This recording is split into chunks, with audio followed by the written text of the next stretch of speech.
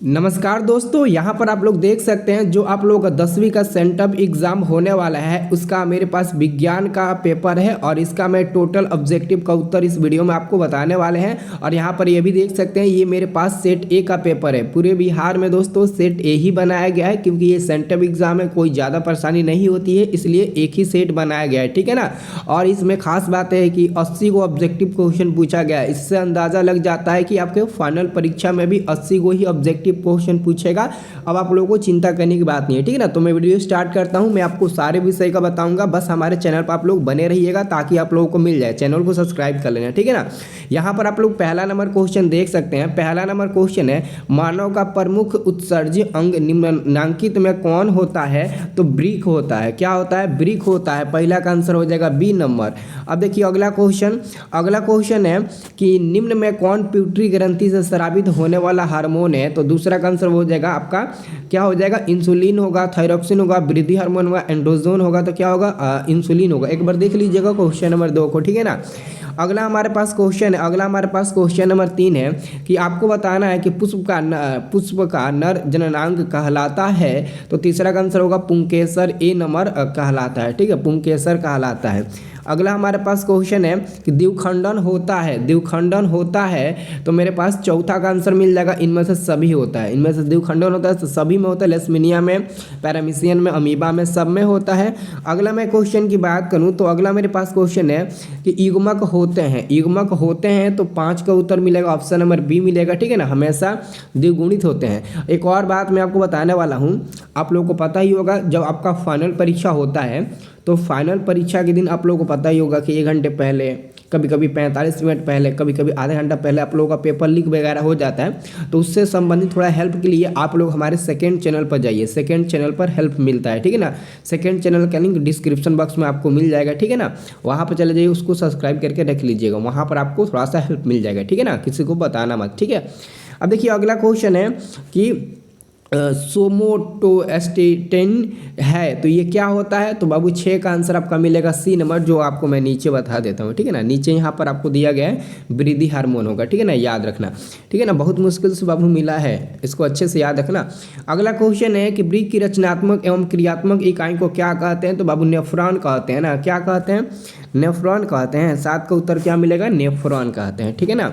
अगला क्वेश्चन मेरे पास है। अगला क्वेश्चन है कि मानव मस्तिष्क का सर्वाधिक विकसित भाग कौन सा होता है? तो बाबू 8 का आपका उत्तर हो जाएगा सी नंबर, सेरेब्रम होता है, सेरिब्रम होना चाहिए लेकिन सेरिब्रम दिया, हाँ सेरिब्रम, ठीक है ना, याद रखना। अगला मैं क्वेश्चन की बात करूँ, मूत्र का सांद्रता किस पर निर्भर करती है? तो बाबू किस पर निर्भर करती है? मूत्र की सांद्रता किस पर निर्भर करती है? तो 9 का आंसर मिलेगा बी नंबर, एडीएच पर निर्भर करती है। 10 नंबर प्रश्न है कि रंध्र का मुख्य कार्य क्या होता है? तो 10 का आपका उत्तर मिल जाएगा ऑप्शन नंबर डी, ठीक है ना, गैसों का विनिमय, ठीक है ना। 11 नंबर क्वेश्चन आपका है कि पक्षी तथा चमगादड़ के अंक होते हैं तो क्या होते हैं? समजात अंग होते हैं ना। क्या होते हैं? तो पक्षी तथा चमगादड़, अच्छा चमगादड़ है ना, पक्षी तथा चमगादड़ के अंग। देखो काफ़ी लड़के कहते हैं इसका समजात असमजात। देखो पक्षी और चमगादड़ ये समवृत्ति अंग होना चाहिए, लेकिन काफ़ी लड़के बोलते हैं समजात अंग होगा, क्योंकि मैंने एक वीडियो में बताया था, गलती से मैंने दूसरा बताया था, लेकिन वहाँ पर लड़के कमेंट के सभी समजात होगा, ठीक है ना, तो याद रखना। अगला क्वेश्चन हमारे पास है, क्वेश्चन है रक्त का लाल रंग निम्नलिखित में किस प्रोटीन के कारण होता है? तो हीमोग्लोबिन के कारण होता है, ठीक है ना। अगला क्वेश्चन आपका है कि मानव में ऑटोसोम की जोड़ियों की संख्या कितनी होती है? ऑटोसोम देख लो, ध्यान से देखो, ऑटोसोम दिया है, ऑटोसोम, ठीक है ना, तो इसका 22 होगा। क्रोमोसोम 2 देता है तो उसका 23 होगा, लेकिन ऑटोसोम दिया है तो इसका आंसर 22 होगा, ठीक है ना, याद रखना। अगला क्वेश्चन है आपका कि पौधों के वायवीय भागों से जल के वाष्प के रूप में निकलने की क्रिया क्या कहलाती है? तो बाबू हमेशा आप लोग याद रखना, इस क्वेश्चन का उत्तर होगा वाष्पोत्सर्जन कहलाती है, ठीक है ना। अगला आपका क्वेश्चन है कि आयोडीन घोल को स्टार्च में मिलाने पर इसका रंग हो जाता है, तो इसका रंग कैसा हो जाता है? तो नीला हो जाता है, ठीक है ना।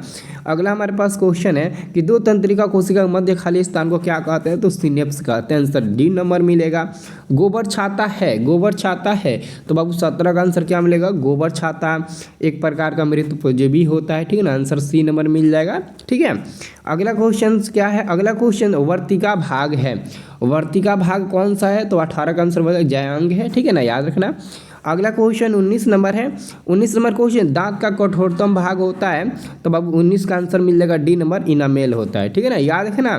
अगला क्वेश्चन क्या है? अगला क्वेश्चन, एक खाद्य श्रृंखला में दूसरे पोषी स्तर पर हमेशा कौन रहता है? तो 20 का करेक्ट उत्तर होगा मांसाहारी। ठीक है ना। अगला क्वेश्चन देखिए 21 नंबर क्वेश्चन है कि गर्म जल प्राप्त करने के लिए हम सौरशील तापक का उपयोग किस दिन में नहीं कर सकते हैं? तो ये तो आंसर बहुत आसान है इसका देना। ठीक है ना, बादलों वाले दिन में नहीं दे सकते हैं। अगला क्वेश्चन देखिए, अगला क्वेश्चन, निम्नलिखित में कौन जैव मात्रा ऊर्जा स्रोत का उदाहरण नहीं है? तो बाबू आपका जैव मात्रा ऊर्जा स्रोत ना, जैव मात्रा ऊर्जा स्रोत। ठीक है, तो कोयला, गोबर गैस, लकड़ी और नाभिकीय ऊर्जा। हाँ ठीक है, इसका आंसर क्या होगा? सिमर नाभिकीय ऊर्जा हो जाएगा। ठीक है ना, याद रखना। अगला क्वेश्चन आपका है, अगला क्वेश्चन, समजात अंगों का उदाहरण, तो समजात अंगों का उदाहरण पूछा है। हमारा हाथ और कुत्ते का अग्रपात, यानी कि मानव का हाथ और कुत्ते के अग्रपात, ए नंबर मिल जाएगा। ठीक है ना, इसको याद रखना। अगला क्वेश्चन देखिए, अगला क्वेश्चन, निम्नलिखित में कौन परागकोश में होते हैं? तो परागकण होते हैं, आंसर डी नंबर मिल जाएगा। ठीक है, डी नंबर हो जाएगा। अगला क्वेश्चन है आपका, अगला क्वेश्चन 25 नंबर है ना, ये 25 नंबर इधर है। ठीक है ना, निम्न में कौन आहार श्रृंखला का निर्माण करता है? आहार श्रृंखला, गाय, घास, बकरी नहीं होगा, घास, बकरी, मानव। ये देखिए तो बी नंबर वाला आहार श्रृंखला का निर्माण करेगा। ठीक है ना, क्योंकि घास को बकरी खाती है, बकरी को मानव खा जाता है। ठीक है ना। अगला क्वेश्चन है 26 नंबर की, 26 नंबर क्वेश्चन काफ़ी इंपॉर्टेंट है, फिलोजोफी जोलॉजी। ठीक है ना, जोलॉजी के क्वेश्चंस बहुत ही इंपॉर्टेंट है, इसको याद करना। ठीक है ना, फिलोसोफिक जोलॉजिक नामक पुस्तक किसके द्वारा लिखी गई है? ये काफ़ी इंपॉर्टेंट है। ठीक है ना, इसको याद रखना। ठीक है ना, इसका आंसर होगा लामार्क के द्वारा। ठीक है ना। अगला क्वेश्चन की मैं बात करूँ, रेजिन एवं गोंद कहाँ संचित रहते हैं? तो 27 का आंसर होगा आपका छाल में संचित रहते हैं। कहाँ पर? तो छाल में संचित रहते हैं। अगला क्वेश्चन 28 नंबर है, निम्न में से किस माध्यम में प्रकाश की चाल अधिकतम होती है? तो हवा में प्रकाश की चाल अधिकतम होती है। अगला क्वेश्चन की मैं बात करूं, विद्युत आवेश का एसआई मात्रक क्या होता है? तो बाबू विद्युत आवेश का एसआई मात्रक होता है आपका, क्या होता है? तो कूलम्ब होता है। ये डी नंबर वाला होगा, ए नंबर नहीं बल्कि डी नंबर वाला कूलम्ब होगा। अगला मैं क्वेश्चंस की बात करूं कि अतिभारण के समय विद्युत परिपथ में धारा का मान क्या होता है? तो बहुत अधिक हो जाता है। ठीक है ना। अगला क्वेश्चंस आपका है, विद्युत वलय का उपयोग किस उपकरण में किया जाता है? तो आप सभी को याद रखना है, विभक्त वलय का उपयोग विद्युत मोटर में ही हम लोग करते हैं। ठीक है ना। अगला क्वेश्चन देखिए, अगला क्वेश्चन से विद्युत विभवांतर का सही मात्रा क्या होता है? तो बाबू वोल्ट होता है, ऑप्शन नंबर ए हो जाएगा, वोल्ट होता है। ठीक है ना। अगला क्वेश्चन देखिए, अगला क्वेश्चन से घरेलू विद्युत परिपथ में उदासीन तार का रंग कैसा होता है? तो बाबू काला होता है, ब्लैक। ठीक है ना। अगला आपका क्वेश्चन देखिए, अगला आपका क्वेश्चन से 35 नंबर, 35 नंबर ना, हाँ 35 नंबर क्वेश्चन से आपका, बैटरी से किस प्रकार की धारा प्राप्त होती है?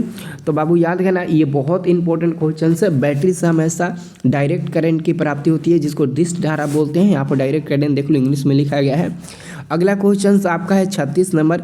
ये क्वेश्चन आपका है कि सघन माध्यम से विरल माध्यम में प्रवेश करने पर आपतन कोण परिवर्तन कोण में क्या संबंध होता है? तो आपतन कोण बड़ा होता है, यही संबंध होता है। ठीक है ना। अगला क्वेश्चन आपका है 37 नंबर, दृश्य प्रकाश में किस वर्ण का तरंगदैर्घ्य अधिकतम होता है? तो बाबू लाल रंग का तरंगदैर्घ्य जो होता है ना, लाल रंग का, वो काफ़ी ज़्यादा होता है, लाल रंग का। ठीक है ना, याद रखना। अगला क्वेश्चन है, किसी लेंस की फोकस दूरी 1 मीटर हो तो उसकी क्षमता क्या होगा? तो बाबू P बराबर 1D ही होगा। अगर नीचे ऑप्शन दिया होगा, ठीक है, नहीं तो P बराबर 1D याद रखना बाबू, याद रखना P बराबर 1D। अगला क्वेश्चन, निम्नलिखित में कौन विद्युत परिपथ में विद्युत शक्ति को निरूपित नहीं करता है? तो I/R², ये जो B नंबर वाला है ना, ये निरूपित नहीं करता, बाकी D number, A number, C number ये सब करता है। ठीक है ना। अगला क्वेश्चन हमारे पास है कि प्रतिरोध का मान बढ़ाने के लिए प्रतिरोधों को जोड़ा जाना चाहिए किस में? अगर प्रतिरोध का मान बढ़ाना है ना, तो आपको सीरीज में जोड़ना होगा। अरे यार, समांतर क्रम, ये हाँ, पार्श्व क्रम, यहाँ पर आपका सीरीज दिया ना, देखिए, हाँ देखिए, हमको लगता है पार्श्व क्रम ये गलत दिया है। देखो, ये जो हिंदी है ना, ये हिंदी नाम गलत दिया है। यहाँ पर श्रेणी क्रम होना चाहिए, क्योंकि समानांतर और पार्श्ववर्ती क्रम ना दोनों पैरेलल ही होता है। यहाँ पर हिंदी में गलत दिया बट इंग्लिश में सही दिया है, सीरीज में जोड़ते हैं, ठीक है ना। तो आपका 42 का क्या होगा, हम सीरीज में ही जोड़ेंगे, ठीक है ना, याद रखना सीरीज में जोड़ेंगे। देखो फर्क पड़ता है ना बाबू। देखो ऑप्शन नंबर बी को देखो तो ध्यान से, हिंदी वाला और इंग्लिश वाला देखो। हिंदी में दोस्तों नाम गलत दिया है जबकि इंग्लिश में नाम सही दिया है, तो ये सेंटअप एग्जाम है इसलिए इसमें हो जाता है, ठीक है ना। अगला क्वेश्चन से मूत्र का रंग पीला किस वर्ण के कारण होता है, यूरोक्रोम के कारण होता है, ठीक है ना, आपको याद ही होगा। अगला क्वेश्चन से निम्नलिखित में कौन नवीकरणीय ऊर्जा स्रोत का उदाहरण नहीं है। नवीकरणीय ऊर्जा स्रोत का स्रोत नहीं है, तो नवीकरणीय ऊर्जा स्रोत कौन नहीं है छोटू, नवीकरणीय ऊर्जा स्रोत, हाँ ठीक है। आंसर क्या होगा बाबू, याद करना डी नंबर पेट्रोल। पेट्रोल तो अनवीकरणीय ऊर्जा स्रोत है ना, जैसे पेट्रोल हो गया, कोयला हो गया, प्राकृतिक गैस हो गया, ठीक है ना। अगला क्वेश्चन हमारे पास है, अगला क्वेश्चन निम्नलिखित, ये तो बता ही दिया। अगला क्वेश्चन है लैंगिक जनन संचारित रोग है, तो इसका आंसर क्या होगा बाबू, एड्स होगा ना। 45 का आंसर क्या होगा, तो 45 का आंसर एड्स हो जाएगा, ठीक है ना। अगला क्वेश्चन देखिए, अगला क्वेश्चन है निम्नलिखित में कौन विद्युत का सुचालक है, तो बाबू विद्युत का सुचालक आप लोग याद है ना, ग्रेफाइट हो जाएगा। आंसर आपका डी नंबर वाला होगा, ए नंबर नहीं। अगला क्वेश्चन निम्नलिखित में कौन पारिस्थितिकी तंत्र में एक जैव घटक हो सकता है, तो आपका 47 का उत्तर मिलेगा, ऑप्शन नंबर बी कवक हो जाएगा, ठीक है ना, याद रखना। अगला क्वेश्चन देखिए, अगला क्वेश्चन है विद्युत उपकरण का धातु आवरण जोड़ा जाता है, तो आपका 48 का आंसर मिलेगा, ऑप्शन नंबर बी भूताप, ठीक है ना, अर्थ वायर से, ठीक है ना। अगला क्वेश्चन देखिए, अगला क्वेश्चन है निम्नलिखित में किसमें मोटर का उपयोग होता है, तो बाबू मोटर का उपयोग किसमें होता है, मोटर देखिए विद्युत पंखा में मोटर लगा होता है, तो बिल्कुल लगा होता है। टेप रिकॉर्डर में भी लगा रहता है मोटर, लेथ मशीन में भी लगा रहता है, इसका मतलब कि इनमें से सभी में लगा रहता है, ठीक है ना। अगला क्वेश्चन देखिए, अगला क्वेश्चन से 50 नंबर, दो हल्के नाभिकों के जोड़कर एक भारी नाभिक बनाने की क्रिया को क्या कहते हैं, तो काफ़ी इंपॉर्टेंट है, एक प्रकार का आपने परिभाषा भी याद कर लिया, तो नाभिकीय संलयन कहते हैं, ठीक है ना, याद रखना। अगला क्वेश्चन देखिए, अगला क्वेश्चन है कार्बन आधुनिक आवर्त सारणी का किस वर्ग का सदस्य है। कार्बन जो होता है वो आधुनिक आवर्त सारणी में किस वर्ग का सदस्य होता है, तो वर्ग 14 का होता है, इसको याद रखना है आप लोगों को, ठीक है ना। अगला क्वेश्चन है बक्साइट निम्नलिखित में किस धातु का इसका होता है, तो एल्युमिनियम धातु का होता है, ए नंबर, इसको याद रखना है आपको। अगला क्वेश्चन देखिए, अगला क्वेश्चन है कमरे के ताप पर द्रव अवस्था में रहने वाली धातु, अगर धातु की बात करें तो बाबू आपका पारा हो जाएगा, जिसको मरकरी यानी कि क्या बोलते हो, Hg बोलते हो ना। अगर अधातु का आएगा तब ना ब्रोमीन होगा, ऑप्शन नंबर है, लेकिन धातु का है तो पारा होगा। अगला क्वेश्चन है सोडियम की संयोजकता, सोडियम यानी कि जिसका संकेत Na होता है, परमाणु संख्या 11 होता है, और इसका संयोजकता आपको बताना है, तो सोडियम की जो संयोजकता होती है ना वो आप लोगों को याद रखना है, ठीक है ना, 1 होती है, ठीक है ना। इलेक्ट्रॉनिक विन्यास बनाने आता होगा तो बनाकर आप लोग देख सकते हो। जिप्सन का रासायनिक सूत्र आपको बताना है कि जिप्सन का रासायनिक सूत्र क्या होता है, तो आप लोग को याद रखना है जिप्सन का रासायनिक सूत्र कैल्शियम सल्फेट डाइहाइड्रेट होता है, ठीक है ना। अगला क्वेश्चन देखिए, अगला क्वेश्चन अधिकतर धातुएं के ऑक्साइड होते हैं, तो धातुओं के ऑक्साइड अधिकतर क्षारीय होते हैं ना, कैसा होते हैं, तो क्षारीय होते हैं। अगला क्वेश्चन से मैं 57 नंबर देखूं तो 57 नंबर क्वेश्चन, नाइट्रोजन के दो अणुओं के बीच कितने अबंध बनते हैं, 3 अबंध बनते हैं, यानी कि N2 अगर कहें और NN के बीच कितना बंध बनेगा, तो 3 अबंध बनेगा, ठीक है ना, तो आपको याद रखना है सी नंबर। अगला क्वेश्चन देखिए, अगला क्वेश्चन आपका है कि सोडियम के बाह्यतम सेल में कितने इलेक्ट्रॉन विद्यमान रहते हैं, सोडियम के बाह्यतम सेल में ना कितने इलेक्ट्रॉन विद्यमान रहते हैं, तो 1 रहते हैं ना, संयोजकता उसका 1 रहता है। अगला क्वेश्चन है निम्नलिखित में कौन सी धातु गलित क्लोराइड का विद्युत अपघटन करके प्राप्त किया जाता है, तो आपका आंसर मिल जाएगा बी नंबर, कॉपर हो जाएगा, ठीक है ना। अगला क्वेश्चन देखिए 60 नंबर, ये क्वेश्चन पूछा गया है कोई धातु ऑक्सीजन के साथ अभिक्रिया कर उच्च गलनांक वाला यौगिक बनाता है, यह यौगिक जल में विलय है, तो यह तत्व हो सकता है, तो दोस्तों कैल्शियम के अलावा कोई दूसरा हो सकता है, नहीं हो सकता, कैल्शियम यानी कि Ca, ठीक है ना, याद रखना। अगला क्वेश्चन देखिए, अगला क्वेश्चन है कि फेनोल्फथालीन सूचक का क्षारीय माध्यम कैसा रंग होता है, तो यहाँ पर आपका 61 का आपका करेक्ट आंसर मिलेगा, बी नंबर गुलाबी होता है, ठीक है ना, गुलाबी देख लीजिए, ठीक है ना। अगला क्वेश्चन, नहीं गुलाबी तो हमको नहीं लगता, क्षारीय माध्यम कैसा होता है, ठीक है ना। अगला क्वेश्चन है एसिटिक अम्ल का यूपीए का नाम क्या है, तो आपका 62 का करेक्ट उत्तर मिल जाएगा, याद रखना 62 का आंसर मिल जाएगा बी में एथनोइक अम्ल। अगला क्वेश्चन की मैं बात करूं निम्नलिखित में कौन सी धातु तनु H2SO4 से अभिक्रिया कर बनाती है, तो यहाँ पर आपका 63 का आंसर मिल जाएगा ऑप्शन नंबर सी, ठीक है ना। नहीं कौन सी धातु तनु से बनती है, ठीक है ना, याद रखना। अगला क्वेश्चन आपका है निम्नांकित में धातु के युग्मक होते हैं, धातु के युग्मक कौन कौन है, देखिए तो धातु देखिए तांबा, गंधक, कार्बन गंधक, सोना, फास्फोरस, सोडियम, कैल्शियम। तो आपका करेक्ट उत्तर क्या मिलेगा, ऑप्शन नंबर मिल जाएगा ए नंबर कैल्शियम और सोडियम कैल्शियम, ठीक है ना। अगला क्वेश्चन देखिए, अगला क्वेश्चन हीरा अपरूप है, तो हीरा बाबू कार्बन का अपरूप होता है, तो इसको याद रखना है। तांबा की परमाणु संख्या 29 होता है बाबू, याद रखना, ये तो आपका वही क्वेश्चन है। हाँ, तांबा का परमाणु संख्या 29 होता है, इसको याद रखना है, ठीक है ना। अगला क्वेश्चन की मैं बात करूँ ऑक्जेलिक अम्ल पाया जाता है, तो बाबू टमाटर में ऑक्जेलिक अम्ल पाया जाता है, इसको याद रखना है आप लोगों को, ठीक है ना। ये सब मैं बता चुका हूँ। अगला क्वेश्चन है निम्नलिखित में कौन सी धातु ठंडे और गर्म जल से अभिक्रिया नहीं करती है, ठंडे और गर्म जल से अभिक्रिया नहीं करती है, तो इस क्वेश्चन का उत्तर आप लोगों को याद रखना है लोहा, ठीक है ना, लोहा। अगला क्वेश्चन देखिए निम्नलिखित में कौन अमलगम है, तो यहाँ पर आपका 69 का आंसर मिल जाएगा ऑप्शन नंबर ए, कॉपर और जिंक हो जाएगा, ठीक है ना। अगला क्वेश्चन देखिए निम्नलिखित में कौन सी धातु विद्युत का सबसे अच्छा चालक होता है, तो चांदी, जिसको हम लोग संकेत में Ag लिखते हैं, याद रखना है सी नंबर वाला, ठीक है ना। अगला मैं क्वेश्चन की बात करूँ निम्नलिखित में कौन सी धातु जिंक सल्फेट से विलयन से जिंक को विस्थापित कर सकती है, तो यहाँ पर 71 का आंसर मिल जाएगा डी नंबर वाला, वो होती है कॉपर, ठीक है ना, याद रखना, ठीक है ना। अगला क्वेश्चन से कोई तत्व ऑक्सीजन से संयोग कर ऑक्साइड बनाता है, तो यह अभिक्रिया कहलाएगा, तो यह अभिक्रिया क्या कहलाएगा, उपचयन कहलाएगा। अगला क्वेश्चन देखिए, अगला क्वेश्चन है PbOH NO3 किस प्रकार का लवण है, तो आप सभी को याद रखना है, इसका उत्तर मिल जाएगा आपका सी नंबर, ठीक है, क्षारकीय लवण हो जाएगा। अगला क्वेश्चन है शुद्ध जल का pH मान कितना होता है, तो 7 होता है, ये आपको पता होगा। अपशिष्ट प्रबंधन की नई धारणा क्या है, तो आप लोगों को इसका आंसर याद रखना है डी नंबर, इनमें सभी, ठीक ना, पुनर्चालन, कमी, पुनरुपयोग, ठीक है ना, याद रखना है।